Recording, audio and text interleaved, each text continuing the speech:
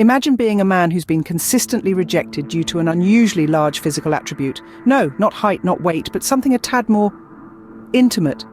This is the story of Min, a man whose love life was repeatedly disrupted due to his oversized endowment. Min was a regular guy, working a 9-to-5 job, trying to find love in a world that often seemed too small to accommodate him. His romantic encounters always ended the same way, with a shocked expression, a hasty retreat, and a bruised ego. One fateful night, amidst the humdrum of another overtime shift, something extraordinary happened. He witnessed a woman experiencing an orgasm.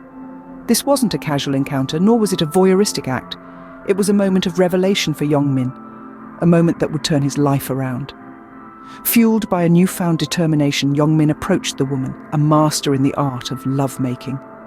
With humility in his heart and a burning desire to change his fate, he pleaded, "Please accept me as your disciple." And so, the journey began. Min, once the man who was feared for his size, was now an eager student, ready to master the art of lovemaking and overcome his perceived flaw. His first target was a feisty nurse. Known for her no-nonsense attitude and her quick wit, she was a challenge that Min was ready to take on. "I've never seen such a long and thick," she began, her voice trailing off as she took in the sight of him.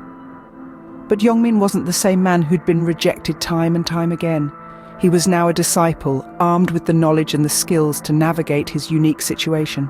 As the days turned into weeks and weeks into months, Min transformed. He learned to embrace his uniqueness, to use it to his advantage rather than seeing it as a disadvantage. He learned to understand his partners, to cater to their needs, and to ensure their satisfaction. His journey was not without its hurdles.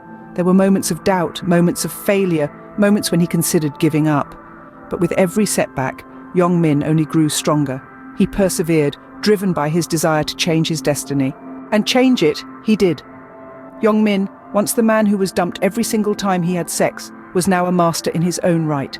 He had overcome his problem, not by changing himself, but by changing the way he approached his relationships. In the end, the story of Min teaches us an important lesson. Our perceived flaws are not always disadvantages.